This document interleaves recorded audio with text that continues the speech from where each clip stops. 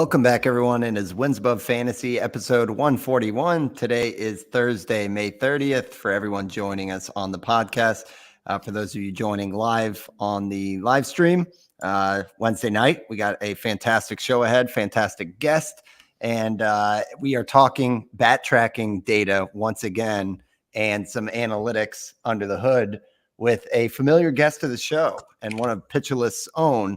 It is Kyle Bland who joins us today in this tour de force that Steve has lined up in the late spring for, or I guess, early summer, we should say. So we got a fantastic show.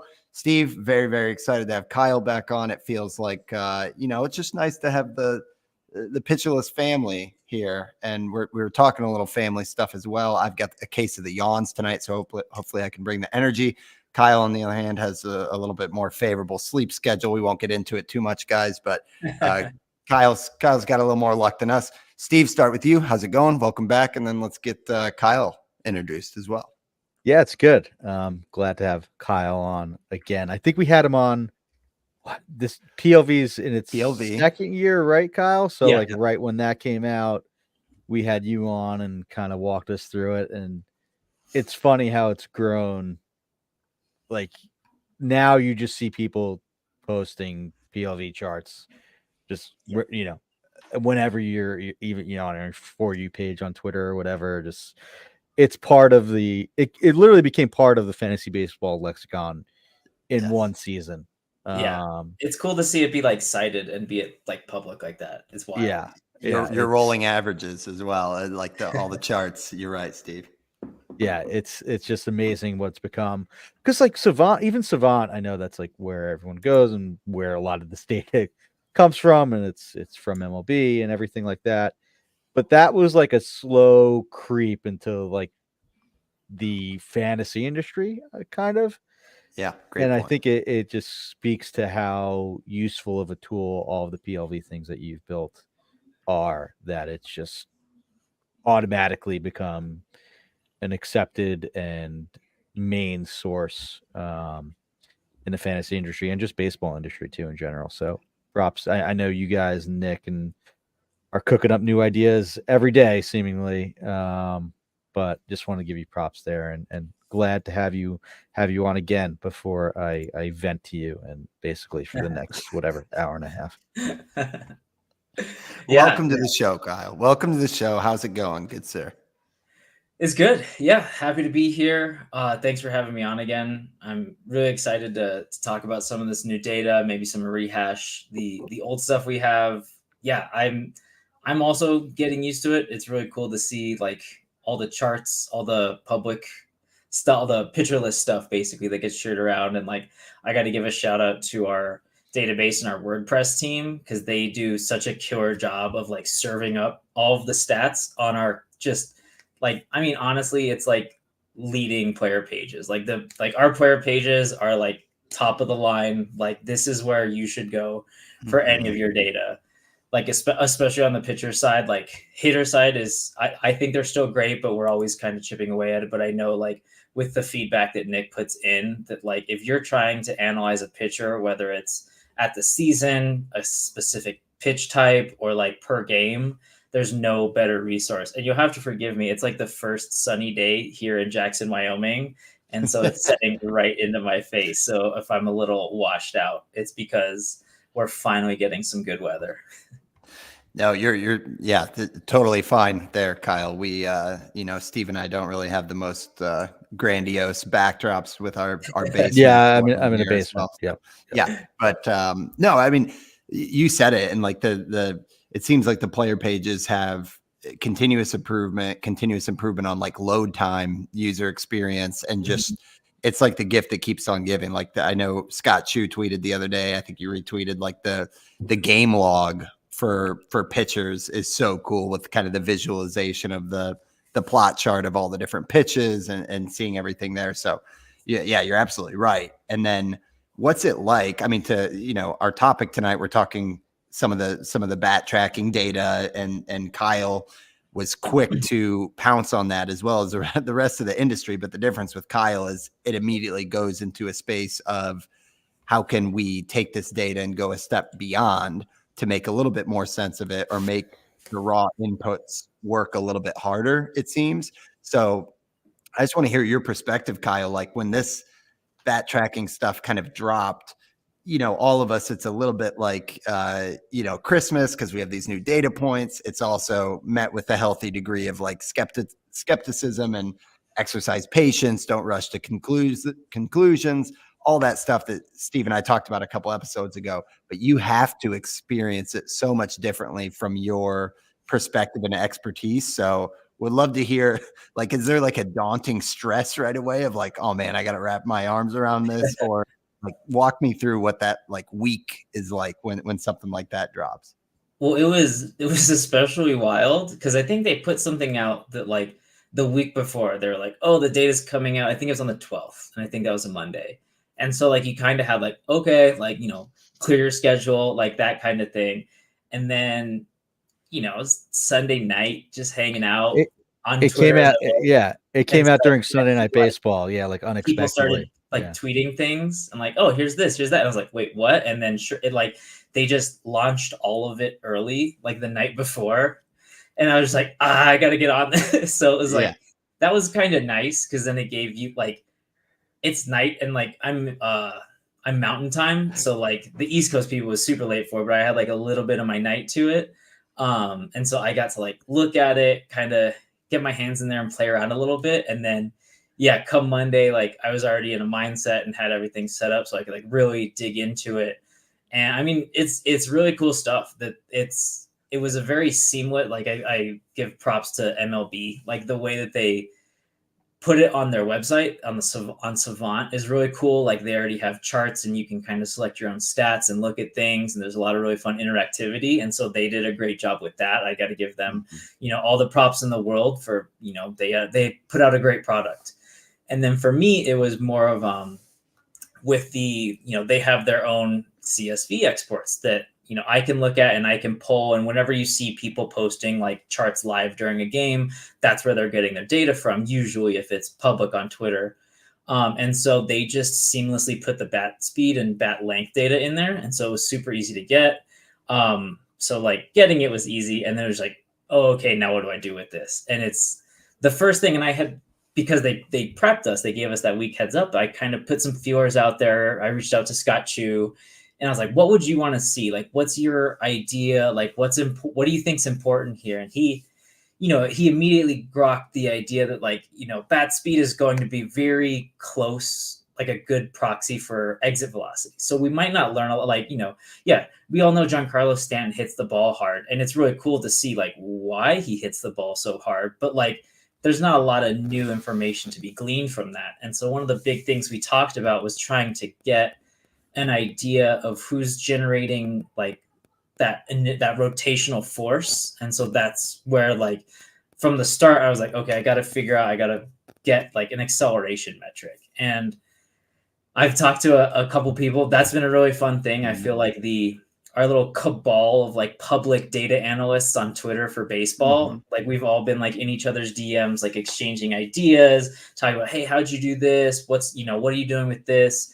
That like, especially now that it's gone on a little bit, we get more ideas of like, oh, this isn't quite what we need, or like, weird things of like the speed is measured like in the barrel of the bat, so like 6 inches from the head, but then the swing length is from the head of the bat. And so like those are different points, and like how do you process that? Do you deal with it, or do you just be like, yeah, that they're different, there's nothing we can do, which is kind of how I'm going with it, because I don't have that level of physics knowledge really. But it's been really cool. And having, like you mentioned before, the rolling charts, that's kind of my MO, my baby, the stuff that I love to work on, that like having those in a spot that was rock solid allowed me to kind of just plug in this new data and present it in that way. So things like distribution charts, things like the over time, what's their swing speed or their squared up over time. And then even like the heat map, like where is their swing speed faster and slower than average? Where do they square it up better? Like those things are all extensions of things I've done for either pitchers or hitters or both. And so that was really helpful. And that's kind of where we're at. I mean, this was just a couple weeks ago it got released. And so like these are like kind of the fun things, the very like surface level, like, oh, swings bat fast, like that's cool. And we're starting to now get into a little bit more that next level, like going deeper. And people I know, like Steve Brown over at Baseball Prospectus, they put out a bunch of articles out that's like adjusting for where in the zone it is, because swings are longer down and away and shorter up and in. And so a guy like Isaac Paredes, it looks like he has a long swing, but it's actually because of how he's trying to swing the bat and what he's targeting for. Or actually for him specifically, it's also pulling, because when you pull the ball that's out in front, and we don't have that contact point data, but like to get the bat in a way that pulls, it has to travel through the zone deepper. And so that's going to be a longer swing. Yeah. And so it looks like, oh, why is he's got such a long swing? That's so bad. That's so exploitable. But now you're like, oh, actually, like with this other context, it totally makes sense that like we're learning that a lot of these metrics are very contingent on where in the zone it is, and then how they're contacting the ball. Like as far as like whether it's pull, that's going to be generally a longer swing. If it's oppo, it's going to be a shorter swing, that kind of stuff. So it's really cool. Like a lot of people are doing a lot of really cool stuff right now. And I'm looking at some things. One of the stats that I'm trying to figure out how much legs it's got is like reaction time. So we know generally like how long a pitch takes to get to home plate. And then once you factor in, okay, well, how long is a hitter's swing? Now we have an idea of like, okay, this is like they have, 15 millisecond, 150 milliseconds, like process, okay, swing now, or like swing here even.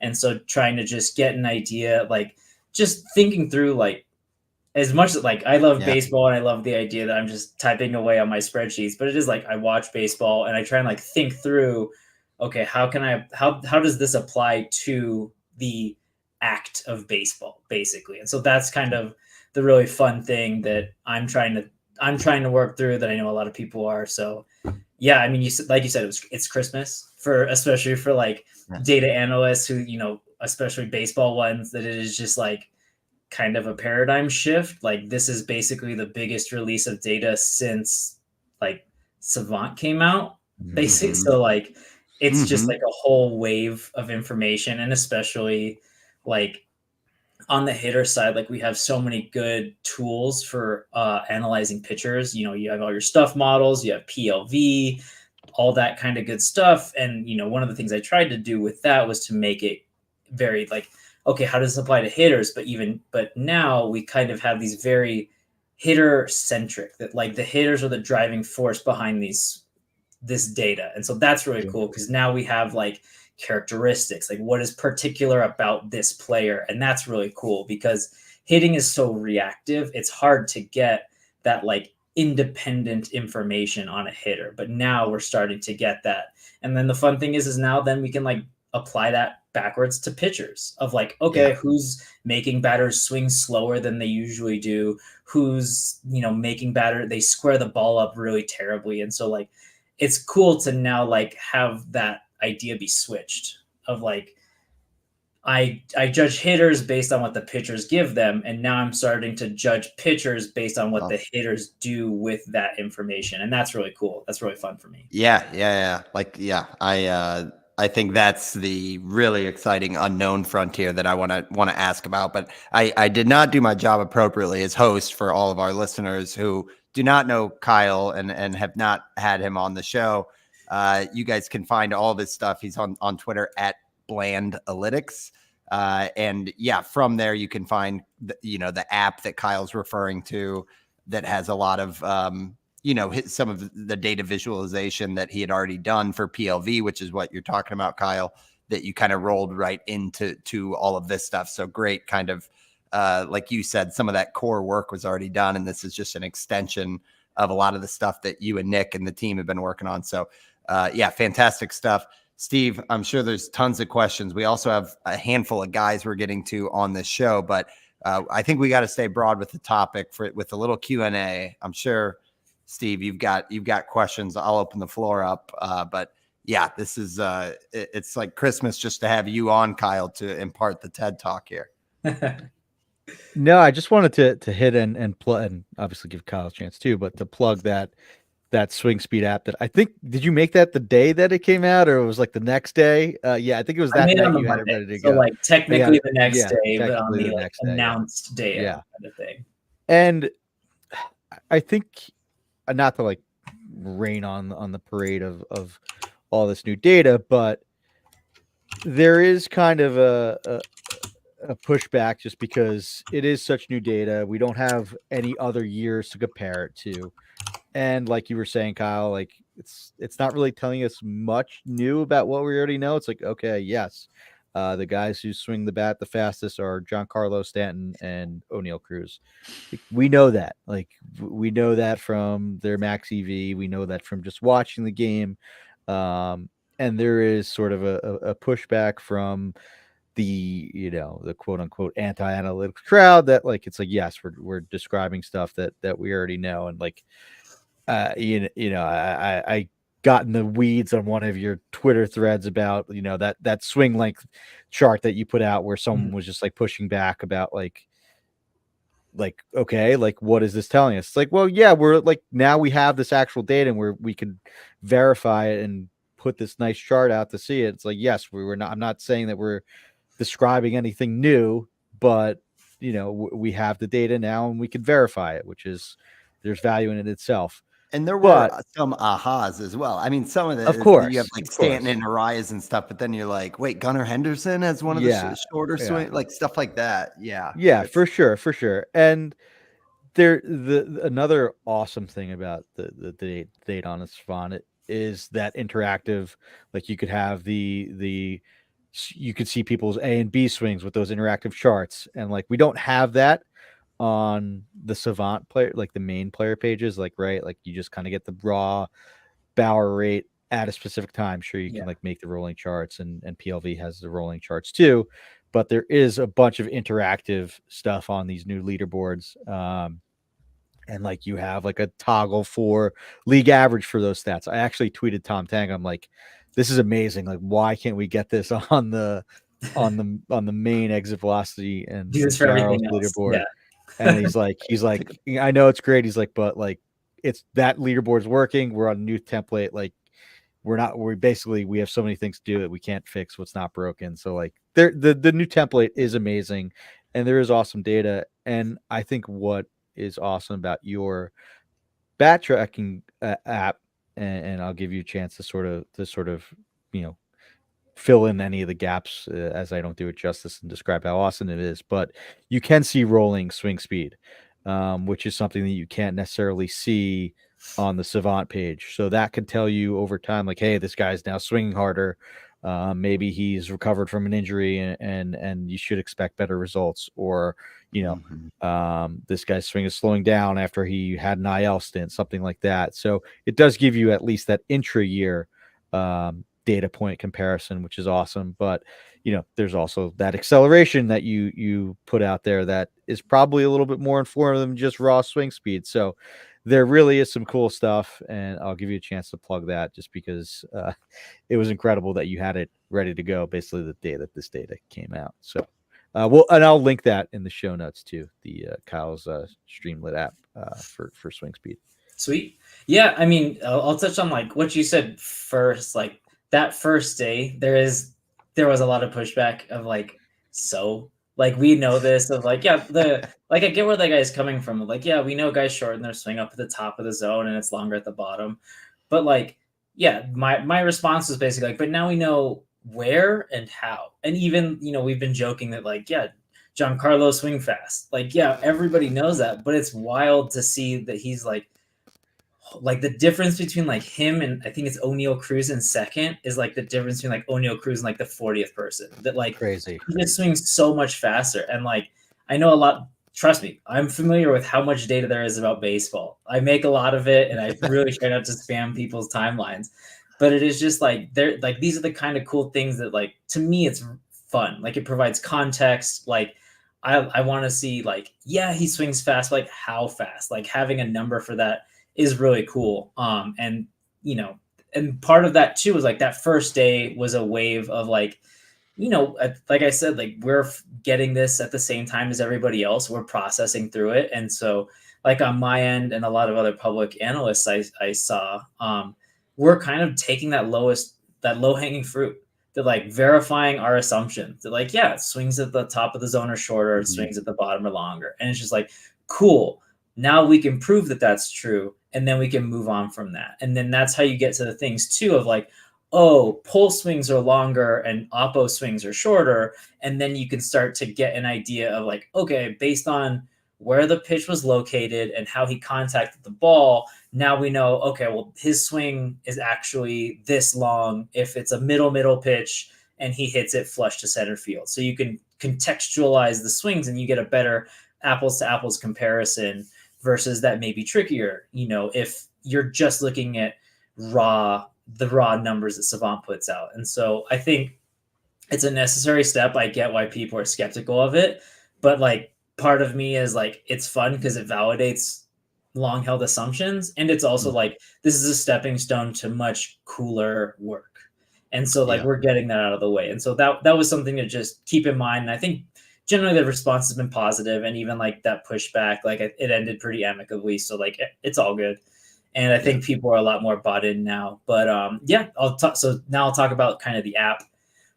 So I have a leaderboard that's a lot of it is similar to Savant. It's how fast do they swing? How long is their swing on average? I have a toggle for competitive swings or not, because I think Savant by default does that and it might not be obvious. And so that's the fastest 90% of their swings. And so that'll drop out like a lot of like check swing foul balls or bunts and things like that. So that's like a good toggle to have. But if you want to just look at everything, you can look at everything if you want. And then I have some other stuff. I have per pitch squared up rate. And so squared up rate as Tango and MLB defined it. And I had like my own name for it. And then he's like, oh, that's what this is. And I'm like, oh, duh. Like I just didn't read through. They have a very good glossary on all of these stats. And so I encourage people to read through that to get an idea of what stats are saying what, because they did a really good job of it. But yeah, so squared up rate is basically based on how fast the pitch comes in and how fast the batter swings, there's a ceiling on how hard you can hit that ball, which makes sense. That like those are two constraints. Like the ball can't accelerate, while it's in the air, that kind of thing. And so now that we know those two things, we've known how fast the pitch is, but now we also know how fast the swings are, that we can get an idea of like how much, like how flush was that how pure was that contact? How much are they really getting out of it? And so that's where you see, the like meme of it. The first day was like, oh, Luis Arias has the slowest swing in baseball. He's a bad hitter. And like, yeah, like that sticks out and it's weird, but it's also like, oh, but he squares the ball up the most out of everyone. So he's getting the most out of his swing. So he's getting like, he's the most efficient at turning his swing into batted ball contact quality. And so that's like really informative information to have. And then one of the things that Savant does is they have blasts, it's a threshold of both swing speed and squared up percentage. So if you swing the bat fast and you make really flush contact, they call that a blast. And you can find their actual thresholds on their site. So it's kind of like, I'd say like the bat tracking version of like a barreled batted ball, that like, this is like the best of the best swings kind of thing. And then on the app, I have basically like a partial one. So rather than it just being like, yes, a blast, no, a blast, I have it as, oh, that was really close. So you get like a quarter of a blast. Yeah, and so it's like a little bit that's smoother. Good context. Like guys get a little bit, the credit I think is a little more evenly distributed. And so, guys that hit, a bunch of like just over the threshold, they'll only get credit for like half of a blast or a 2/3 of something like that. And so it's an interesting way of like rewarding guys who get close while also showing like to get a full blast, you have to really hit the heck out of that ball. And so that's like, it gives a lot more interesting distribution of credit, I think. And then, so I call that partial blasts on the app. And then getting into some of the charts. So we have their distribution. I think it's really fun to see. I know, Steve, you talked about it, that you can see their swing speed distribution. And so if it has a couple humps, that's kind of like, okay, here's their A swing, here's their B swing, here's their C swing. Like, oh, they're really, letting it eat with that like really high velo swing. Like maybe that's a meatball down the middle, that kind of thing. And then they might have their like average swing that's a little bit slower. And then they might have like a two strike or a protecting swing. And that's like probably at the slower end where they can manipulate the bat a little bit more to try and hit for contact. And then I have that for pretty much all the stats. So you can check their speed distribution, length, acceleration, and then squared up rate. So that's the distributions. I also have over time. And one of the things I'm most excited about right now is Austin Riley just got back from an oblique injury, or they just got back in the lineup. And now I'm really excited to see, okay, how does his bat speed match up from before? He didn't go on the IL. They just kept him out of like 12 games. But yeah, like, okay, here's what his speed was at before the injury. And an oblique seems like it's something that would affect his ability to turn. And so if it's like a step down after the injury, that might be like, oh, okay, he's still nursing it, or it's still sapping some power. That might be something to be aware of. It might not just be like, oh, buy low because, he's recovering from an injury. Like, no, he might actually be still recovering even though he's playing games. And so that's something I'm really curious to see about. Yeah. So dumb questions here from the host. Distributions. Where am I finding that on the app? So on the app, that's that top chart. And so it says like, I'm looking at Wyatt Langford's. And so it's Wyatt Langford's swing speed. So if you scroll down underneath the table where I kind of have all the numbers, that you can then see like, okay, here's a curve. It's just like the curve, right? The curve chart. Yeah. What was that? I'm looking at the curve chart, but you're saying like you could see like even different, like if they have different swings. So that's basically the number of humps. So like if you look at like my favorite is if you look at Stanton's, it's just like a spike because he's going just swings hard all the time. Every time. If I miss, I miss. Who cares? Versus you can see like a guy like Isaac Paredes, he's got kind of a couple different like they're not like full up and down humps, but it's just kind of like, okay, it goes up, plateaus, there's a little spike, and then it plateaus again. So you can kind of see a little bit there. That's that distribution chart at the top. And so, most guys, it's pretty, normal bell curve shaped. They have a normal swing, sometimes a little faster, sometimes a little slower. And like we were saying before, that may have to do with where the pitch is. It might be a little faster if they have more time to swing. So that longer swing that's outside, and it might be a little slower if their swing's a little shorter because they're jammed up and in. And so that's kind of their distribution. And I just highlight their average that, what their like normal swing is good to know. Yeah, no, this is super helpful.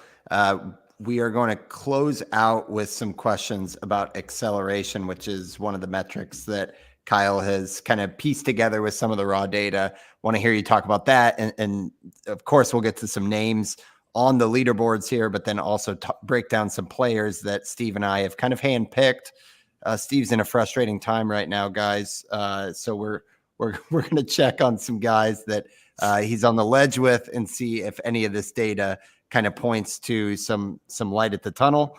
However, we got to take our first ad break. We'll be right back after this. So Kyle, trying to guide through here, I think from my early scouring of all the data, all the inputs on Twitter when this dropped, seeing you talk about acceleration and even hearing on Rates and Barrels, Eno and DVR talking about just this relationship between swing length and swing speed, and similar to how while Arias has a really slow swing speed, he also has a very short swing in terms of length. So it seems like, the simplest way is like, how do you get the fastest swing out of the shortest swing? But I'm sure you might have a better way of describing that. But this is all going toward, my understanding is the metric acceleration. So if you could kind of brief that for our listeners, because to me, it seems like this is the one place where you can find that. And it seems like a really important one to look at, but want to hear you talk about that. And then maybe we can talk about some guys that jump out across the board on this. Yeah, absolutely. that's one of the things I'm most proud of. That was, like I said, I talked with Scott Chu about it. That was one of the initial ideas of, we should get this out there. Like, this isn't there. I think it's a little bit more informative. I haven't done a ton of regressions, just looking at how does this relate to like whiff rate or batted ball contact quality, that kind of stuff. I just thought, this is kind of a physical manifestation of the swing, that we're getting swing speed, which is great. And that's the thing that affects how hard they hit the ball. So I understand why they distributed it. That's great. But they have to get to that speed from zero. That's the assumption I'm making, that where they track it from starts at zero. And so it's very interesting to me to see, okay, Stan has a huge, like massively fast swing, but it's also one of the longest swings in the league. So he kind of has more time, since that's what speed is it's distance traveled over time. And so he's got more distance to travel, and therefore more time with which to get up to that crazy swing speed. And so I was really interested in seeing, okay, who's doing the most with the least, kind of thing. Mm-hmm. And so just working backwards, we got swing time. I think I have that on the app as well, so you can kind of see how quick in like milliseconds a guy's swing is.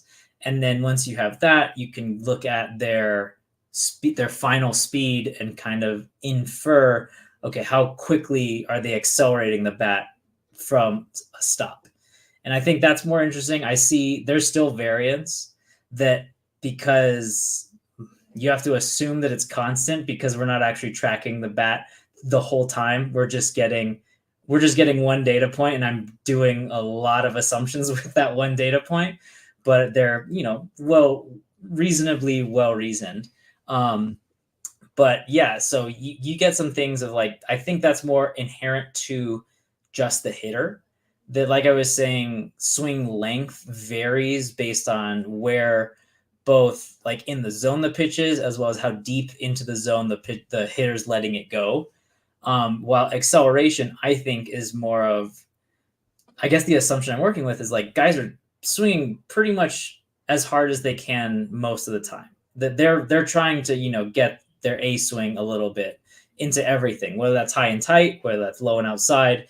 If they're swinging, they're probably committed to it. And you'll get some guys where, like, if it's low and outside, they might really slow it down to try and manipulate the bat. And so that's going to throw off their speed, their acceleration, that kind of stuff. But for the most part, I've seen that acceleration is a lot more stable in, like, depending on where in the zone of pitch is. And so I think that that's more useful of determining, like, okay, this is what the hitter can do.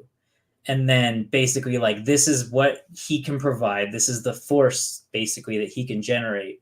And then depending on where the pitch is how he applies that force. And, if it's high and tight, he has less time, so he's not going to be able to get as fast, versus if it's low outside, he's going to have more time, and so he can get up faster. And so I think it's a really cool stat to kind of distill a little, like, control basically for that location in a way that's a little bit more intuitive than some of the more complex models that might be a little more accurate that I'm starting to see right now. Yeah. Steve, do you want to chime in on acceleration or ask any questions? Because I know we've got some names from this particular stat that I'd love to rattle off too. No, before I do want to get into the names, but just real quickly, and I know I don't want, I know Kyle's not going to say this, but it's like the first thing that people want, like anyone wanted who knew anything about like modeling and advanced analytics, things like that. They were like, yeah, we need an acceleration metric. Like, that's what we need. That's what's going to be important. And then it was just like, I don't know. I sent out a few tweets like, yeah, Kyle did this. Like, Kyle has it. Like, it's already done. Like, it's here. Here it is. Like, It was just really cool to, to quote unquote work with someone that did that quickly and have that there. It's just pretty. I like that. I think is going to be the next and most actionable. Like, if exit velocity was stage 1 of like quality contact data, and then barrel rate became like the king. Like, if bat speed is stage 1, like, then acceleration is going to be akin to barrel rate, I think, at least in my mind. So props to Kyle for doing that. So, but yeah, I do want to talk about these 7 guys and then start to complain. Yeah. So it's going to be fascinating to watch you guys continue to refine this. Loved hearing what you said about the fact that you've kind of got your own DM thread. It seems like that kind of inclusive, collaborative community makes something like this even better.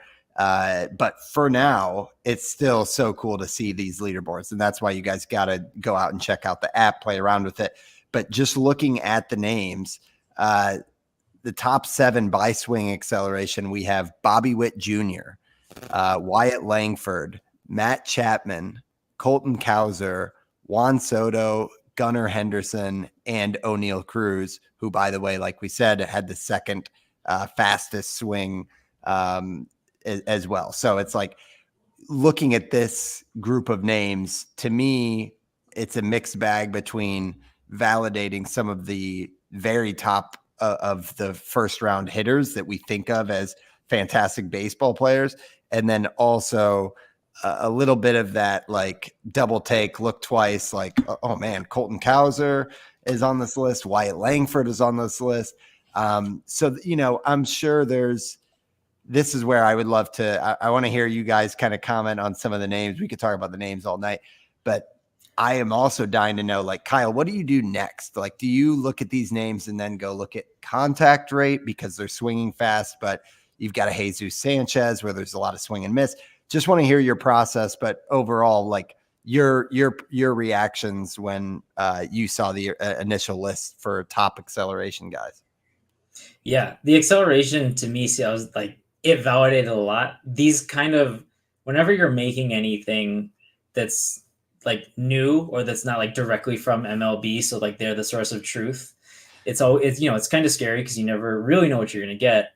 But like you get this leaderboard, and I mean, ideally you want it to be like, oh, just top to bottom, all-star silver slugger hitters. But I think it's always interesting, like we were saying, we got this top 5, and like, 4 of those guys are legit some of the best hitters in baseball.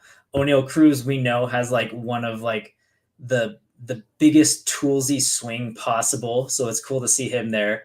Cowser had that crazy run at the start of the season. And then kind of a guy that this was really nice to validate was with Wyatt Langford.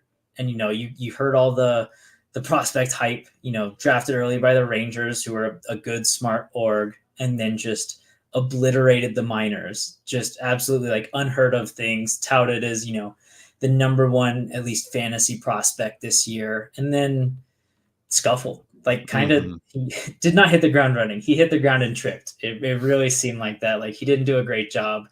And so part of it is like trying to rectify, like, how could this guy who's like a can't miss prospect, like he just did everything you could want. He's got the pedigree, he's got the minors stats, he's got the tools. How did this happen in the majors? And so something like this helps me to think like, oh, okay, the tools are still there. Like that swing acceleration, like being number 2 after Bobby Witt is like, okay, this is legit. Like this guy has an elite swing tool that he's working with. And then from his minor league stats, like, okay, he doesn't have a lot of swing and miss. He's got a good discerning eye at the plate.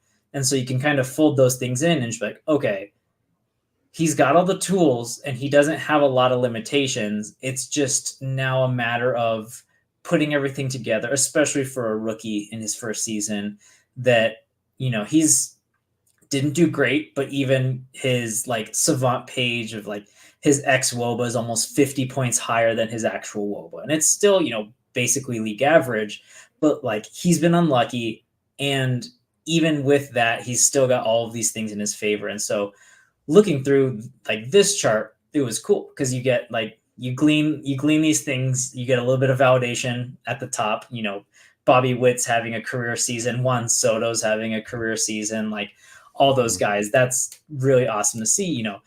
Matt Chapman, maybe, I think I've seen some things that people that before this season, like the like internal rumblings that he had great bat tracking metrics, and it was just like he got unlucky. I know he was one of like the league leaders in, well, I guess the league laggards in home runs per barrel, that he barreled a ton of balls up last year and didn't have a lot of home runs. And so this kind of helps me at least to be like, okay, he's just unlucky, like that he crushed it. But yeah, getting back to White Langford, like I think it's really cool. It's cool to see a rookie from the jump just be like here. And it's this is why I really like having swing acceleration, because his swing is very compact.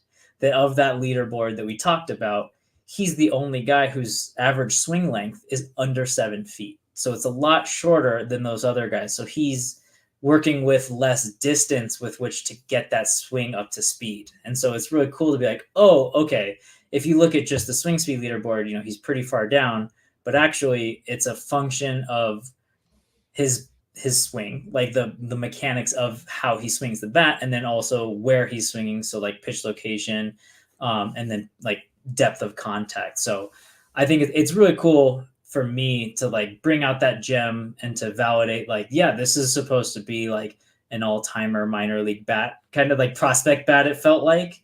And that like, oh, okay, like that tool is there. It's just now we need to let it eat a little bit. Yeah. And do you have any so qualifiers, when you look at a chart like that, have you noticed anything where like guys who hit opposite field a lot pop up to the top or something? Like I feel like, because we were saying earlier, like pole hitters get out in front, so their swing length is higher. Like, is there any blanket stuff around acceleration that you would kind of give as a footnote for anyone who's kind of going out and playing with it? Or is it still kind of too early to know what some of those trends and validation things are there? Yeah, I think, that's something to keep in mind with all of this. It's still super early, that I don't really know what's good and what's bad.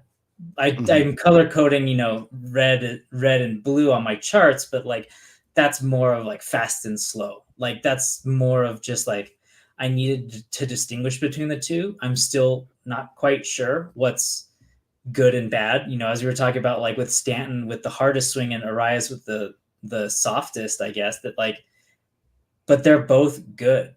That like you want Stanton to mash and you want Arias to make a ton of contact and drop those bloop singles. And like both of them are very productive. Well, Stanton when he makes contact, but like they're productive hitters, that they're good at doing what they do. And they both do it in a vastly above league average way. So I think we're still kind of in the nascent stages of figuring out, what is helpful, what is harmful. Are there thresholds? That's something that I'm really interested to see, is like, is there a stat that's basically like anyone that performs, beneath this, it's kind of prohibitive to being a major leaguer? That like you have to have a certain, squared up rate or a certain like base acceleration. Otherwise pitchers are just going to, eat you up, that kind of thing. So I'm curious to see that. And again, that's going to take time with the data. I know you mentioned before, one of the things that really stinks is that it's only for 2024.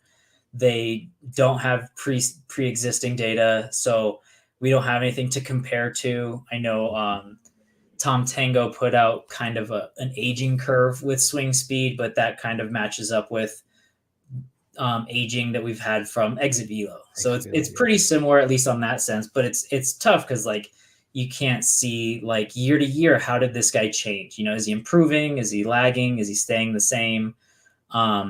So there's still, for as cool and as fun as a lot of this is, there's still a lot of context that's missing.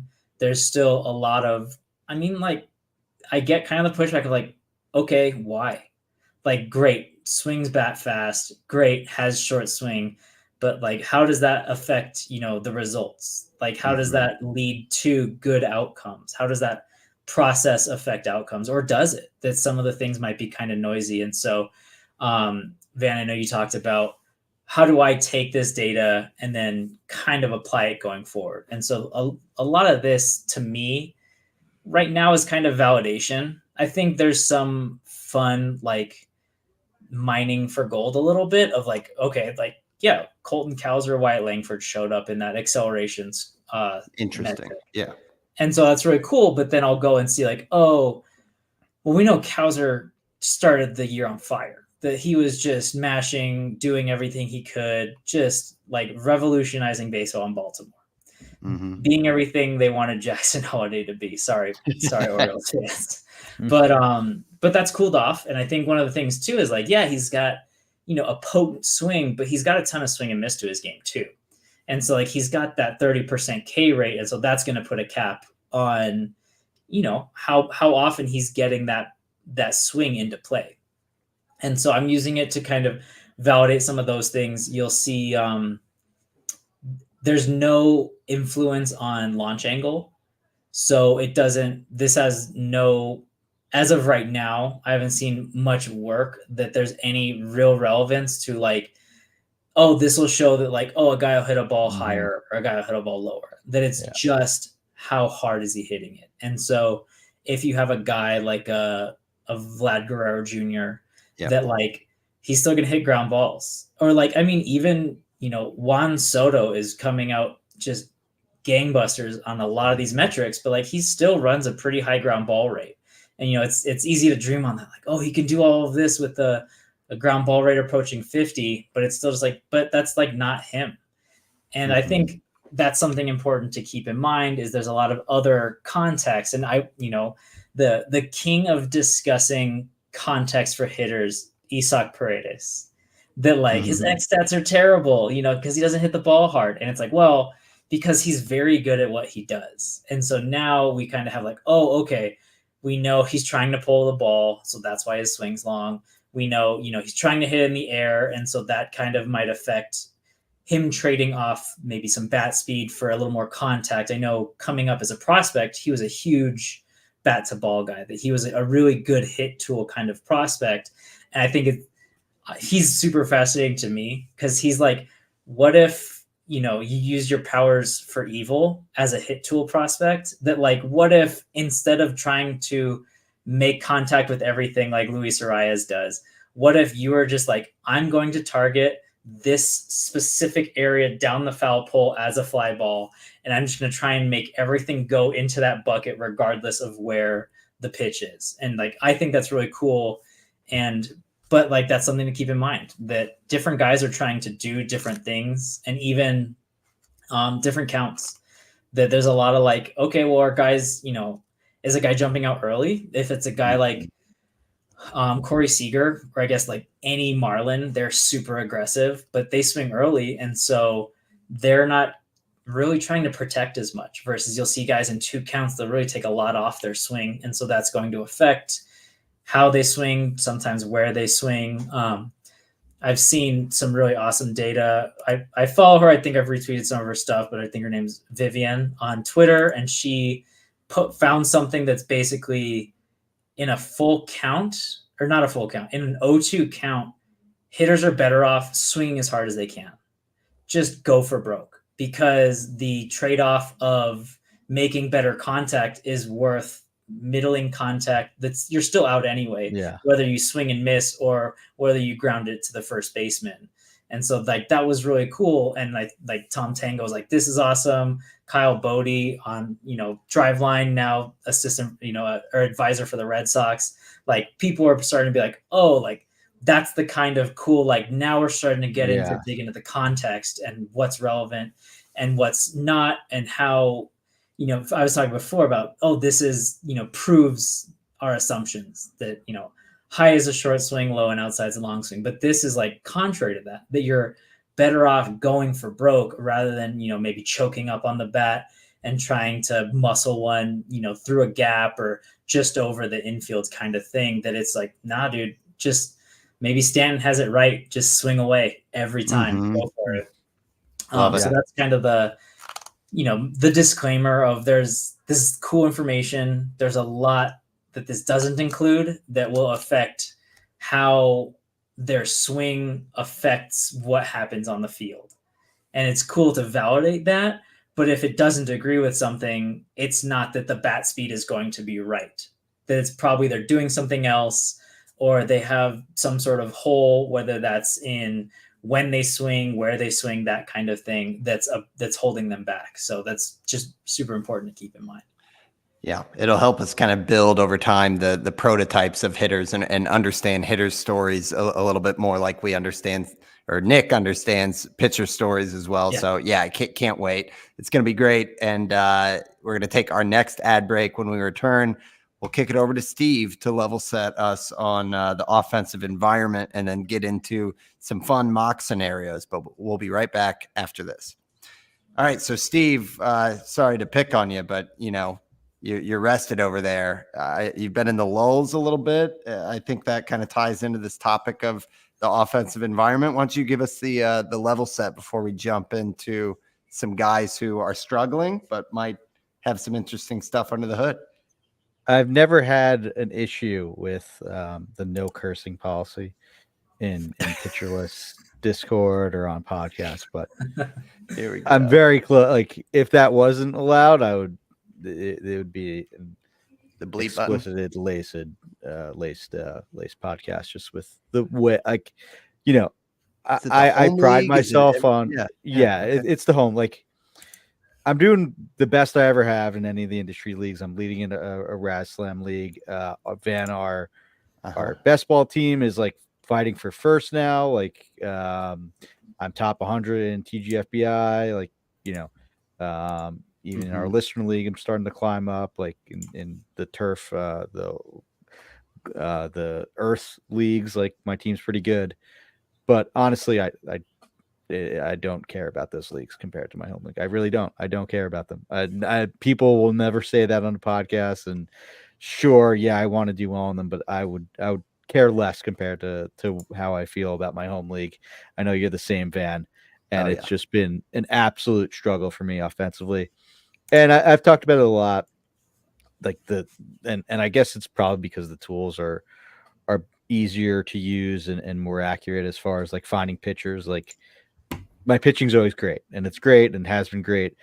Today, a few of my pitchers got rocked, and Shota Monica and Jared Jones. So like when that happens and my team's has an OPS below 600 for a month, like that's when I lose it. And I'm complaining on the Discord, and King Hippo is giving me like virtual hugs because he's going through it too with that. And it's just like I'm trying to keep myself level-headed, and I think a way that I'm doing that is by just keeping in perspective like the offensive environment as a whole. A quick aside, real quick, just the two guys, Luis Arias and Giancarlo Stanton. Slowest swing in the league in Luis Arias has a 127 WRC plus. Fastest swing in Giancarlo Stanton has a 119 WRC plus. So like it's just pretty ironic how close they kind of are, and that they're both doing well, just getting different ways of being there. But regardless, those lines that lead to a 119 WRC plus are not as impressive as you would think. And I've been checking on this, and I know they talked about it on Rates and Barrels too. I also put a note out to them that they, people need to check in on it. Like Matt, I forget his first name, Barton Smith, I think, who does a lot of the ball metrics. Was like, yeah, he's got to do another one, because I've been running a custom leaderboard on Fangraphs and like comparing Aprils to Aprils and Mays to Mays. Because a lot of this in the early season is brushed off with the weather in April. And a lot of people said it was an unseasonably cold April. All right, we're now in May, and it's gotten worse. In the 10 Mays since 2014, it is the worst May by slugging percentage, the worst May by OPS, and the second worst May by home run the fly ball. The only home run the fly ball year where May was worse was 2014, and 2014 was like the deadest of, like, in 2015 they started to juice the balls a little bit because offense was so dead in 2014. So it's a worse slugging percentage and worse OPS in May than it was in May 2014. Wow. So things are really, really bad offensively, and I don't think we're talking about it enough. I think it's been kind of brushed off because it's April. I don't know if MLB like sort of like rejuices the ball in June and then just blames the weather. I also think it's brushed over the fact that every stadium now has a humidor. Like the pitchers have all these advantages now. I know they took away sticky stuff, but guys still find ways to use it properly, if you want to say that.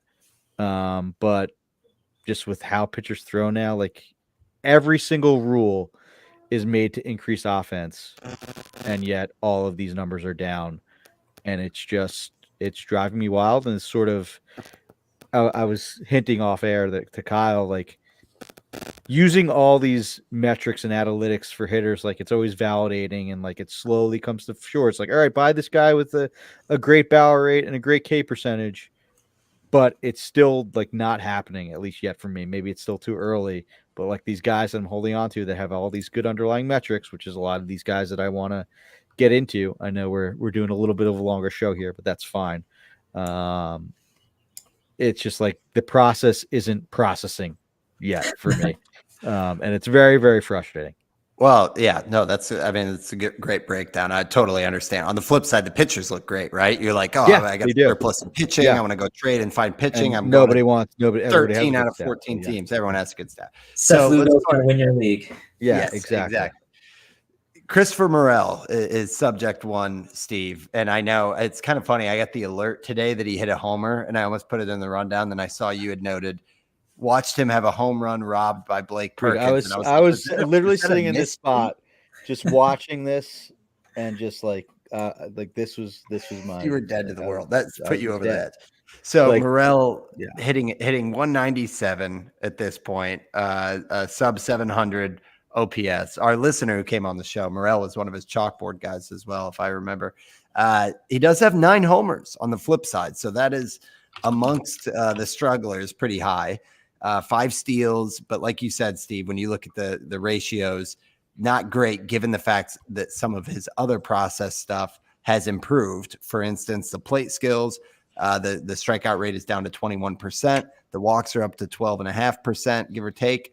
And those are vast improvements from the 31% K rate last year. So when you look at this, I think to like start with Morel, like, under the hood, what are you looking for, Steve? Or do you want to pass it to Kyle to hear about what he's seeing on kind of the bat speed angle? No, this is the perfect case study, right? Like Morel, the knock on him was that, he had this high strikeout rate, didn't really know how to command the zone, and was just a barrel machine that would go on these hot streaks for 2 weeks at a time, then be unrosterable for 2 weeks at a time because he struck out 40% of the time. Well, he fixed that, and there's a lot of things under the hood that look really good. And the quality contact metrics still look great, yet like he's hitting 197. Like, this is the epitome of my struggle right now.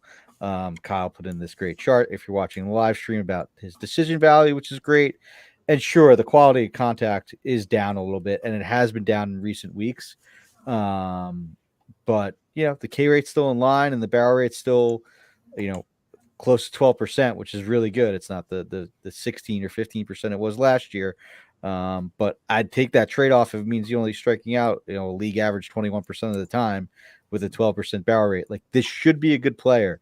Like, my process is correct, but I'm not trusting the process. Partially because I'm this frustrated sitting here watching him get robbed of home runs. Kyle, what are you seeing when I don't know if you got the app up over there, but Morel, can we help Steve at all feel better about holding on here?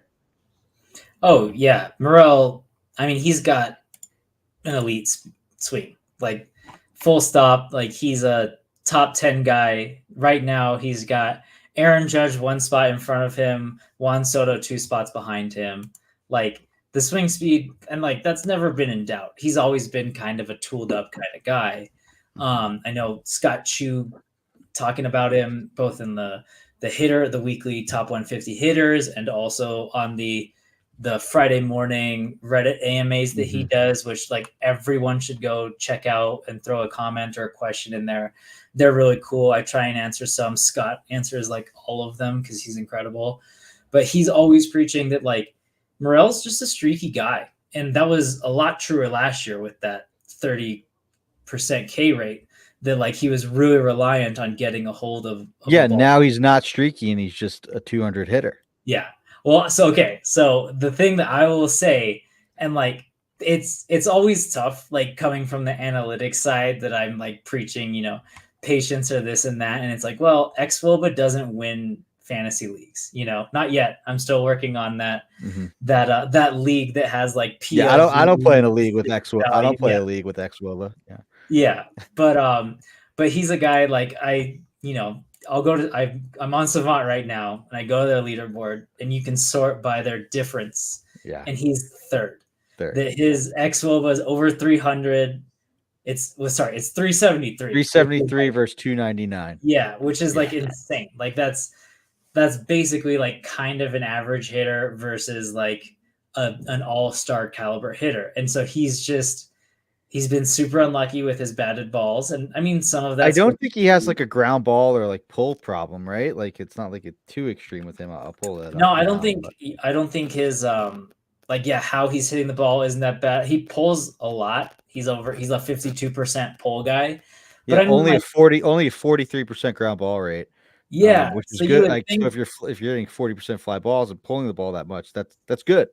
Yeah, it's good.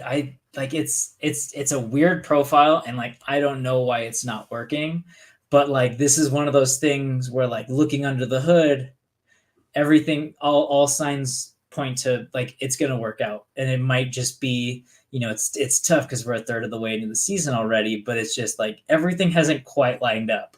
Mm-hmm. But he's definitely someone that I might be looking at to see like, okay, but everything is green under the hood. And so once, like, especially now with his plus decision values, that like he's not giving away plate appearances by striking out as much, that like once it clicks or once his luck starts to regress, even just to average, that like he's going to be a guy that is like, oh man, I should have traded for him when he was down. Like he seems like a great buy low kind of guy. And like, we talked about it off the jump with him, but like we're always quoting, strikeout minus walk rate for pitchers, that's like the great at a glance, super easy, like idea.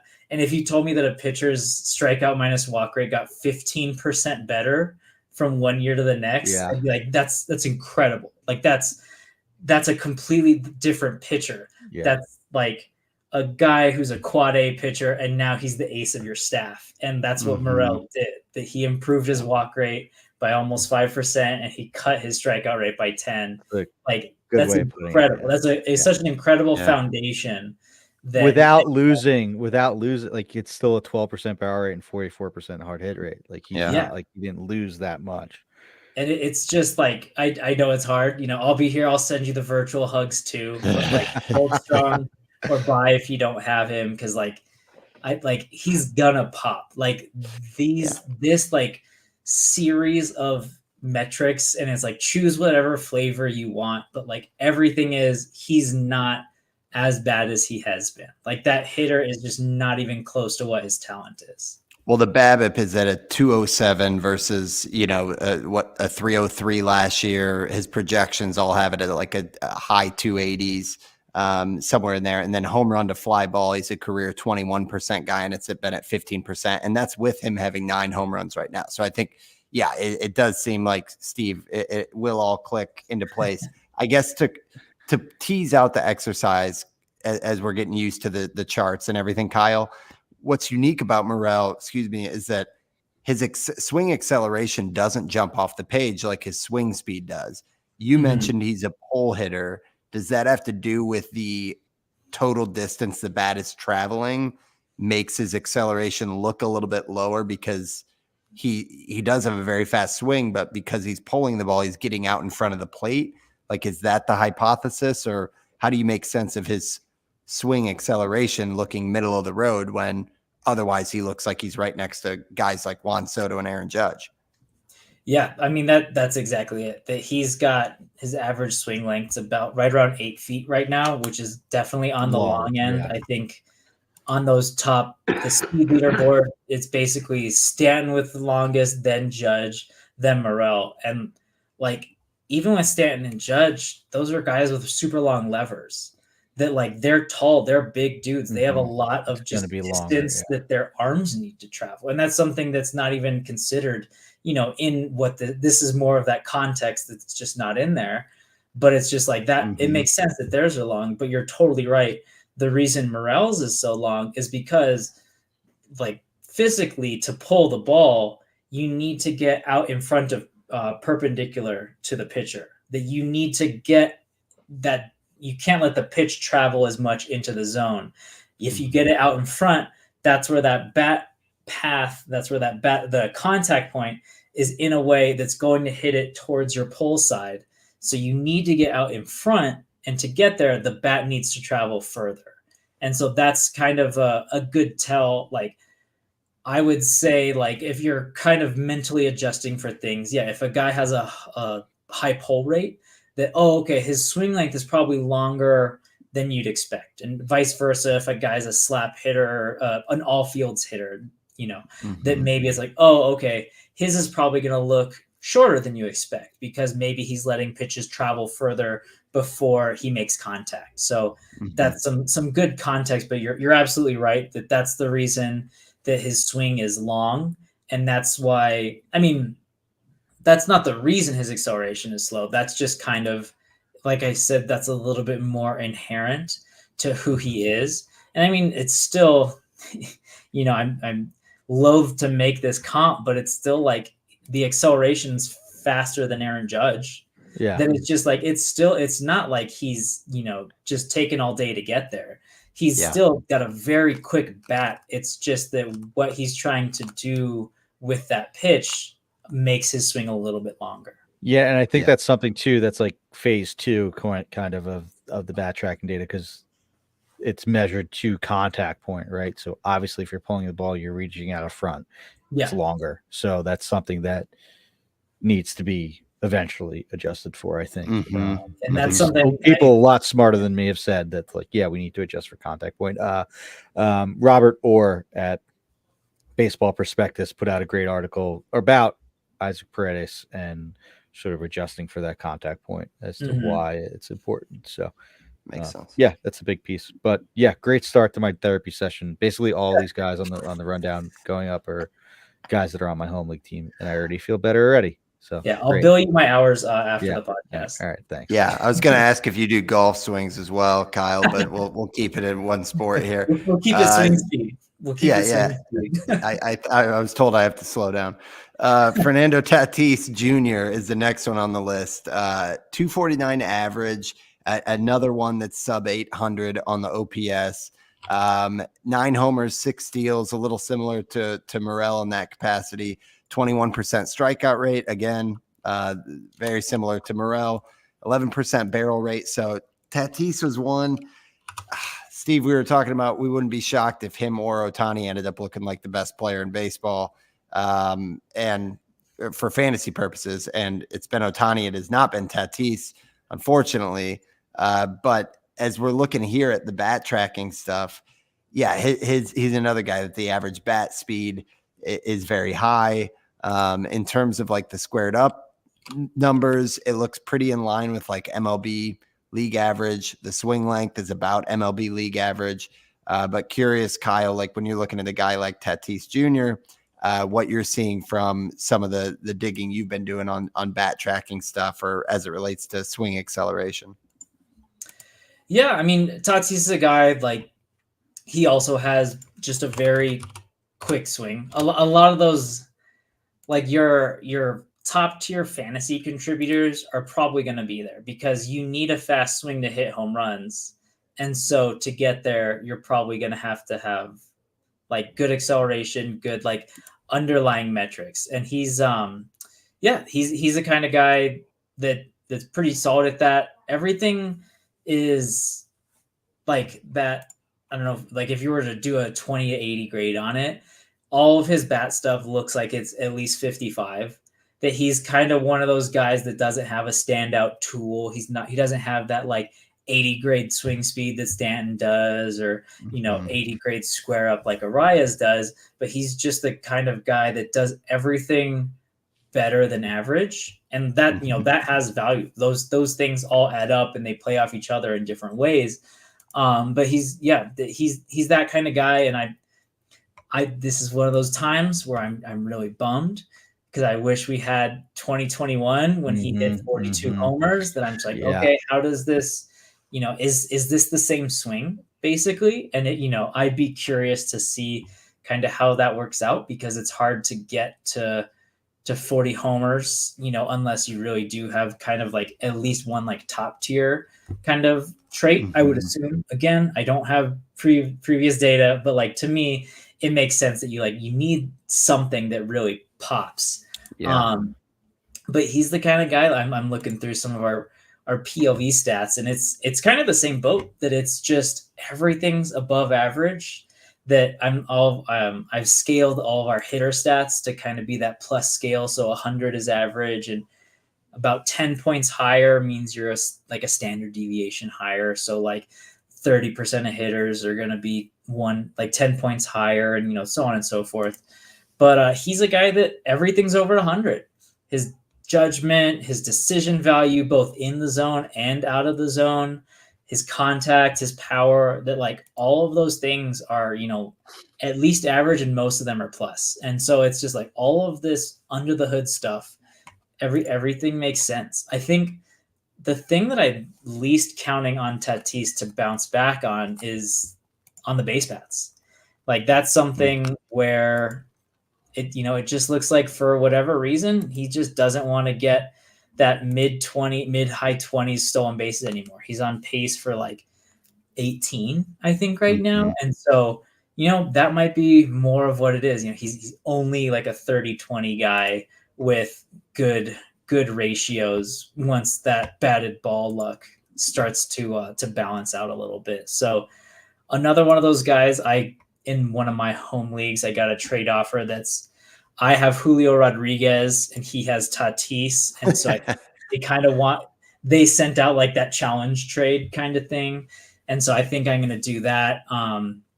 They're a Mariners fan too, so I might be able to glean something else out of it. But yeah, he's definitely a guy that, if he's for sale and you can get him at a discount, go for it, because you're right. Like he has, in his bag somewhere, he's got that top fantasy player upside, that he's proven at various points that, yeah, he can mash homers. Yeah, he can steal like a lot of bags. I know 29 doesn't sound like a lot because, Acuna and Ellie De La Cruz are breaking the scales, but like 30 stolen bases is with 30 home runs. Like that's easy top round pick kind of return. And he absolutely has that. And he's good in any league that he's not a big strikeout guy. He'll take his walks. So like he'll help you in average, he'll help you in OBP, he'll help you in points leagues.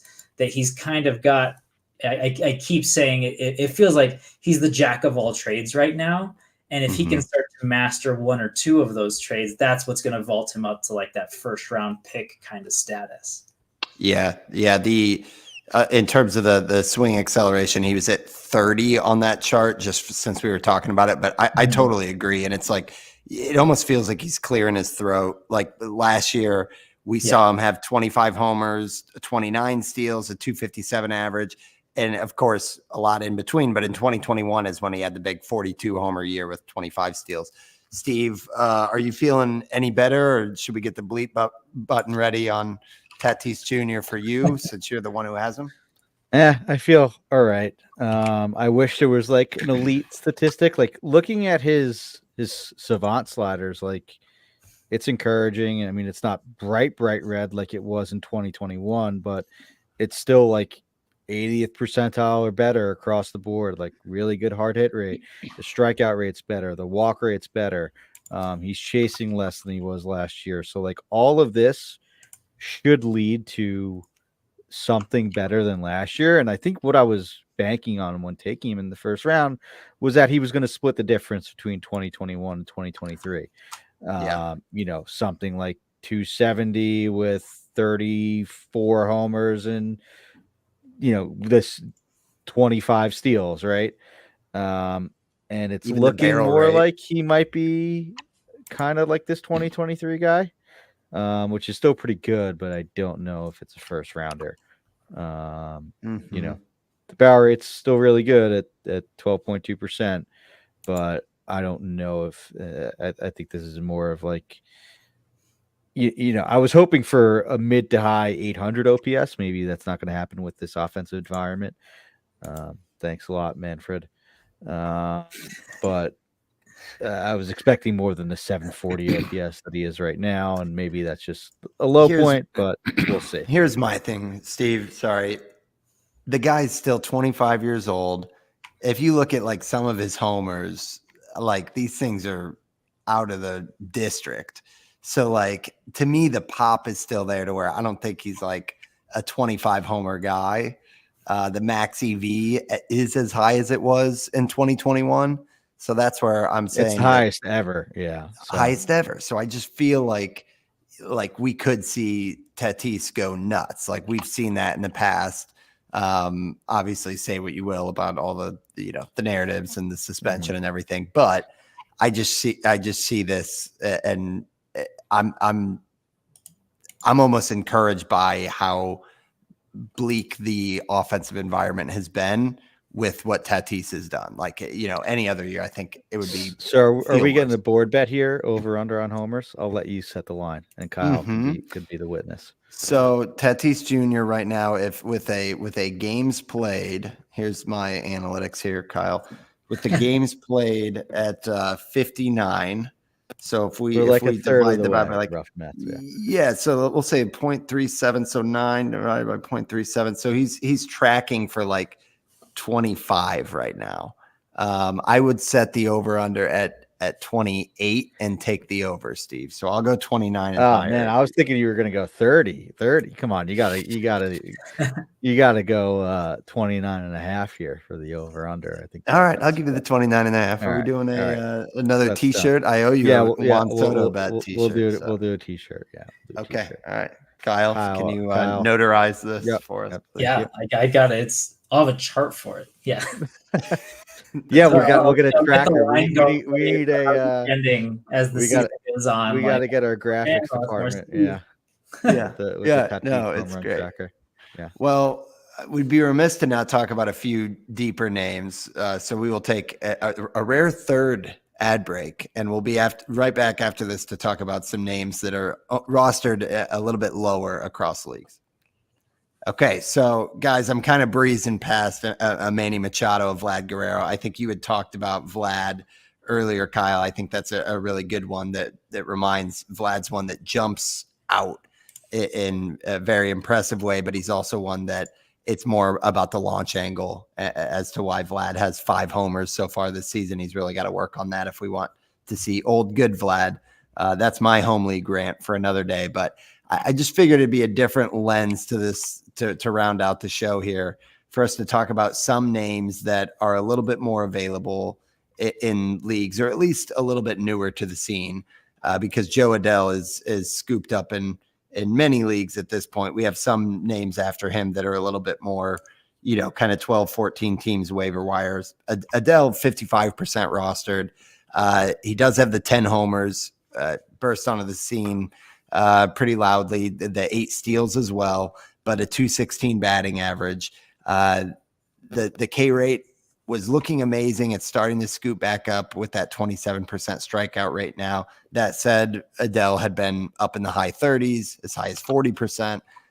So we were all kind of saying, is this finally the Joe Adele that we were all hoping for? And TBD. But looking at the rolling charts, Kyle, what are you seeing with Adele? And is there anything with some of the new bat tracking data that we can learn from a little bit with Adele? Yeah, so you've got up his power chart, and that's never been in doubt. Since he was a top 10 pick, his whole time as a prospect, it's been like 70 grade power, like just very good to elite grades on it. And so that's kind of validated both by what he's showing us this year with how he's hitting the ball, and also with this our new bat tracking metrics, that he's got his swing speed 77 miles an hour, which is like top tier. That's up there with some of those other guys we talked about. And he also does it in a relatively short amount of time that, it's not the Langford Witt tier of swing acceleration, but he's still in the very, very good end of it. One of the things that maybe is a little bit concerning to me is his ability to make contact. So that's going to come in, like you have a contact ability chart which is basically controlling for how good the pitches he sees are. How often is he making contact? And that's into play and foul. So literally, how often is he getting the bat onto the ball somehow? And it's fallen off pretty aggressively. It was exciting because, like you said, the power was always there, and it's like, whoa, he's making this contact now, and for that period from late April to mid March, it looks like he was holding it there, but it has fallen off a cliff. Yeah. Yeah, and so that's concerning because that's always been the fly in the ointment for him. Was he always had that swing and miss to his game? I mean, career 30+% strikeout rate kind of guy. He's never really had a high walk rate either, so he's kind of like a 3 true outcomes kind of guy. Only he doesn't walk, so he's like a 2 true outcomes. And if those balls aren't going for homers, that's a really tough floor to deal with. But one of the things that I'm looking at on the Swing Speed app is, so I have that squared up rate. So like how flush the contact he's making is. And he's like, is he last? He is at the bottom of the league. He is last, dead last with how he's translating his swing into exit velo, which is, some of that has to, like, that's not necessarily meaning it's bad, but that he's kind of mishitting some of the balls. Maybe he's getting on top, maybe he's getting under. He's just not hitting them square. Crazy that he has 10 home runs in because I think right. He's going to be that streaky guy, that he's going to have that elite, like if he can really hit one square, it's gone. Like that thing's going 450. Like it's out of the park. But well, A, if he even makes contact is a given, and then B, how he's making it. How flush is it going to be? And so, like, I want to believe, and I think the general skepticism of him, both in terms of like cost to acquire, and that you could probably sell, that he's got his contact issues, that you could probably get him relatively cheap. And I think he's been dropped after these last few weeks. Yeah, but I think he's going to be like what Morel has been. That it's going to be hard to time the ups and downs. Yeah. But he's the kind of guy where if you have an Arias, if you have like a stable floor, that he can, hit 5 homers in a week, that he could really get that. And he's also got the stolen base kind of upside. Like my favorite quote was Ron Washington in the preseason saying the Angels were going to run, and everyone was like, oh, okay. And then Mike Trout had like 5 bags in April, and you're like, oh, they're running. So like, I know they've got the green light in out there in Anaheim. So like if you can stomach that there's going to be a couple offers every week with him, that he'll get you some homers. He has the ability to do that. That he can get you there. That ceiling, that upside is tantalizing, and he's actualized it before. Like it sucks that he's fallen off a little bit, but even just this season, he's shown like, okay, he can flirt with a league average ability to make contact. And that then if he can kind of get right again, okay, then he can start to tap into that huge swing that he has. And if he makes more contact, that's more chances for him to kind of hit that ball square, and then those balls are going to go yards. So he's definitely a high risk guy that you need to have the roster for it, but he's someone that I would be looking into that you can really take a shot with. The contact ability chart is scary, but the season average line is like just below MLB average, which kind of shows the fact that there is maybe some upside here. And this is just, we always take a picture of these rolling charts at like a certain point to like catch them at the high point or the low point. Right. So it is kind of telling, like, it's like, the season average is still there. And like, it's gonna, like, I don't think he's going to be this bad for this long. Is maybe like a pre-fall off Joey Gallo a good comp for what you think Adele could be? I mean, like the Morel one better. I mean, that's kind of what Morel was last year too, the year before. That's true. Yeah, I think Morel fits the pattern a little bit. I I loved Prime Joey Gallo because it was just, we're looking at these charts right now, and Adele's, his power's a good little bit above 90th percentile. And even right now, kind of at the nadir, the low point of his season, his contact ability is still above that 10th percentile line. So he's still kind of within the bounds of like very good and very bad, that he's within there. And like Prime Gallo was just like power through the roof, like hits the ball as hard as anyone in the majors, like without a doubt. But the contact ability was like through the floor, that it was just like, it was worse. It was worse than this. Oh yeah. That he was running like, so these are plus scales. And right now, Adele's contact is about like an 84 contact plus. And like Gallo's season would be like in the 70s. Got it. Okay. And it's just like the only possible way that could work is because when he hit one, it was going yard. And he also folded in really good swing decisions. So he ran that crazy walk rate too. Which Adele doesn't have. Yeah, like don't roster him. He was always my home league is OBP, and he was always a cheat code because all of the analysis, especially like higher level, more like entry level, that I'm sure a lot of my league mates will look at, is for average leagues, and they're just gonna just bury Gallo because you can't keep that walk rate. But now, like in an OBP league or even an OPS league, a guy like Gallo will be good. Adele will be a little worse off, just because he doesn't have that walk rate. And so it'll be tough for those kind of leagues or points leagues. But I think, like last year, Morel is a good call. I think he fits as far as both the streakiness of the highs will be very high and the lows will be very low, and also kind of the shape of production. And I mean, Adele's also the kind of guy that once Trout comes back, like that's a boost to the counting stats. Yeah. Sure. Yeah. And Adele 15th best on that swing acceleration as well. Interesting one. One that we don't have a clear picture on because unfortunately we're talking about Lars Nootbaar, and he had a check swing today that kind of caused an oblique issue. He ended up staying in the game for a little bit, and then he came out. I guess he's getting some imaging done when the Cards go to Philly. But Nootbaar, despite the 233 average, 741 OPS, he missed some time as well to start the season, but 5 homers, 3 steals, was starting to heat up a little bit. And kind of as always, the underlying stats look great for Nootbaar. He's got a lot of the red sliders, and even on this chart, or even on the bat tracking data, it's more seeing things that we want to see. So for a guy that's just 36% rostered, hitting second in the order for the Cardinals, this is one that to me, I see like the best hard hit rate of his career. And I'm thinking to myself, he's on the wire in my home league. Is this something I should be pouncing on? And curious, like where we're at. Steve, I think you were pulling some numbers as well.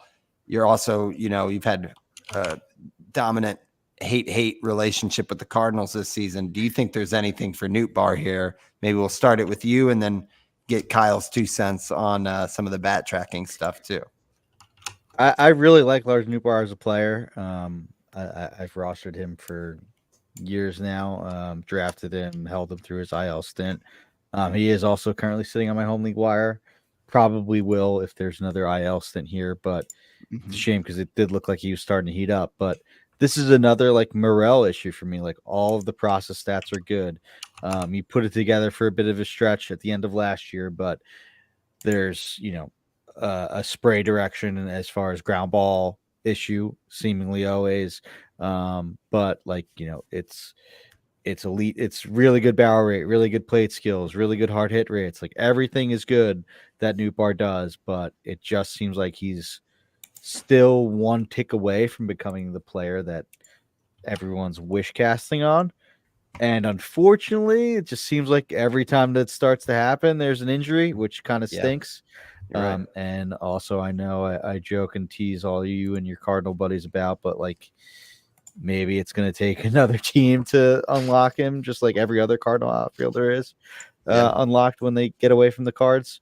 But I don't know. There's so much good process stats here. It's just unfortunate that it's either like, batted ball luck or too many ground balls and then an injury, which seems like that might be the case right now, unfortunately, until we get more news on this. But I would imagine an IL stint is coming, at least, especially for someone that came off of fractured ribs too in spring training, right? I saw that Ali Marmol said that they were being like extra cautious with him, and he did stay out there, but also anytime you hear oblique for a batter, it's like or side, yes, it's not great. The play didn't look too bad, and he did go back out there. But anyway, he got a hit in the bat. You're right. He got a single, and then he was out in the outfield. So we'll see. TBD. Look it up as you guys are listening to this on the pod. But Kyle, your thoughts on Nootbaar? I know we're running long here, but just as you're looking at the rolling charts or on the bat tracking stuff, is there anything that really jumps out at you? Yeah, so we'll start with the bat tracking. He's kind of guy that's very plain bat speed, very kind of generic, roughly average, slightly faster than he went to Driveline one off season to like work on his bat speed too, right? I think that if I remember, I mean, he might have, but like that's one of the things that like the gains you make from being below average, even just to average. Yeah. Like if you have good contact, or like, Mookie Betts went to Driveline and then became an MVP candidate. And it's like, he's not on any of these leaderboards, but when you have everything else humming along super well, even that small increase can pay like bigger dividends. And so even just getting to league average could really have helped out Nootbaar here. But he does have, and this is why I like that swing acceleration stat that, like I said, pretty average speed, but it's a very compact swing. So it's a very, very short swing. And so that acceleration value that he has is actually quicker than Tatis, who we were talking about earlier. That he's getting more, he's either by his actual swing mechanics or kind of where he's hitting the ball, it's a shorter bat path. And I was looking, he's got a pretty generic batted ball profile. He doesn't hit oppo. He hits it less than league average, but it's pretty close. He hits center a little bit more, so he hits pole a little less. So it's a fairly average spray profile. So this is probably more having to do with kind of the pitches he's hitting, which we're looking at our hitter heat map chart. And he makes a lot of contact high in the zone, and that'll generally be a shorter swing. Just because it's a little closer to their axis of rotation, like where their torso is, that high and tight is closer to kind of that like shoulder torso rotation angle. So that'll lead it to be a little bit shorter of a swing. So that helps him kind of tap into and get the most out of that average swing speed. One of the things that stands out to me is Nootbaar's got a little bit of Soto light. And I mean that in a lot of leagues, the big bugaboo on Soto was, he walks so much, he doesn't actually help your average. And Nootbaar is in a similar boat of, it's not Soto at 20%, but he's consistently in the mid-teens. And so that's taking up a lot of plate appearances that, could go to average. And so it really puts even more pressure kind of on when he doesn't walk to succeed. And right now that 226 average, that's not going to help. That's, that pressure is now cracking your team basically. So he's a guy that's like more of a points OBP, OPS kind of league. But like, that's not necessarily a bad thing. He's, even with his extreme patience, we have him, he swings about 10% less often than you'd expect, but he's doing it generally in the right places. So he's not chasing low and underneath the zone. He's not chasing high. He's not chasing super inside. So he has a good idea of where the zone is. He can maybe afford to give the green light a little bit more inside the zone. But you're picking nits at that point with his approach. And then he's getting the most out of it as far as bat to ball. He's making good contact. He's generating relatively good exit velo and launch angle numbers. It's just another one of those guys that's like, you hope it normalizes out a little bit. And like we were talking about with the injury, you hope that doesn't sap any part of this, whether it's his mechanics or how fast he can swing or whatever. You hope that's all fine. But I mean, even with us talking about like, oh, he's leaving a little bit of meat on the bone, he's still running a 115 WRC plus.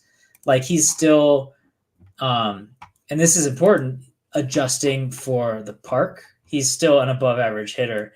And I say it's important because like my park factors, St. Louis is second worst to Detroit as far as sapping like general batted ball performance. That it really takes a lot. And I mean, let's see, he's a left-handed hitter. I think that based on how hard and how high balls are hit, St. Louis takes like they're 20% less likely to go for homers. And like that's huge. That's like that's gonna debilitate a guy, especially a guy like Nootbaar, who kind of has to get every bit of it. That he's not going to have a ton of no doubters. They're going to be scraping the fences more often than not. And in a place like St. Louis, that kind of is where homers go to die. That's going to be pretty rough for him to have a lot of upside, at least in the power department. Yeah, definitely seems like points leagues, OBP leagues is different. I think one thing that's not ideal, even if he can get through this oblique issue, is the fly ball rate has been going down for a couple years running now, and kind of all traded out for grounders. So like you said, when he actually is hitting the ball, I know that the batted ball data looks good, but would like to see a little bit more fly balls as well to, see if he can get to that like 20-25 homer mark, because like you said, you're taking 20% off of it anyway with a lefty and Bush. So yeah, Steve, I don't know if you got anything else to add there. But yeah, that's Nootbaar. And again, Nootbaar rostered in just like 36% of Yahoo leagues, so should be available, but the oblique is something to watch for. Gosh, guys, we're on pace for record WAF time. I think here. The other longest episode was with Kyle too, so it might to be expected. I tend to ramble. Sorry, y'all. Yeah, no. This is a good thing. This is a good thing. The metrics and the player analysis. Well, do we want to do one more, Steve, or do we want to wrap here? I mean, now that you hinted on it, we got to wrap it up. We can keep it quick. I think Kyle threw this name on the rundown too, so we got to touch on it. Okay, yeah. Well, the one that we got left is Mr. Jake Berger, 54% rostered in Yahoo, so a bit higher, like Adele, coming off of 4 multi-hit games in his last 6 games. That said, he is one who's, the batting average is beneath the Mendoza line of the 199, just 4 homers, which seems way low for Berger compared to what we've expected to be a 30-35 homer guy. The 24% K rate isn't bad, but it is a little bit up with in terms of chase and swing and miss from the past. And that swing acceleration is 26. So in that same ballpark as guys we were talking about, like Nootbaar, even ahead of Tatis Jr. Berger is one that, he's another guy who's out there in my home league. So what do we think here, Kyle? Is there anything to chase with Jake Berger, or with that Miami environment? Is it something we're not interested in anymore?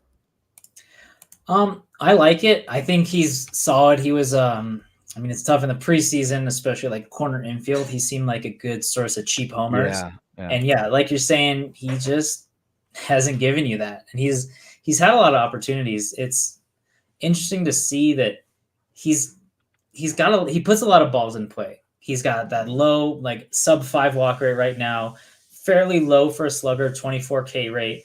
So it's going to be pretty reliant on batted ball luck for that profile to work. And right now, 232 BABIP, that's not lucky. That's not great. I think I expect it to come around a little bit. I think he's got pretty solidly above average power, like 70th percentile power. He's got a fast swing. He gets to it. and like, so he's more of an average length, but gets there fast. So like if you took Nootbaar's swing and just made it longer, like it'd be faster, but it'd take longer to get there kind of thing. I want to believe, I don't think we're going to get 2023 vintage Jake Berger. His power numbers seem a little bit lower than last year, where he was trending kind of at the top of the league. And now he's more of like in the solid to very good range. I still think he's a useful bat, but I know I'm disappointed as someone who was really counting on him to mash. And now it's just more of like, he's fine. Like he's not going to hurt your team, but he's not going to really help you in the ways you hoped he would. Yeah. Steve, any closing thoughts on Jake Berger there? I think that's going to be a pass for me. The more I look kind of at the barrel rate not being, 16% like it was last year. Yeah, that's what made him an enticing player. And even heading into last year, like, the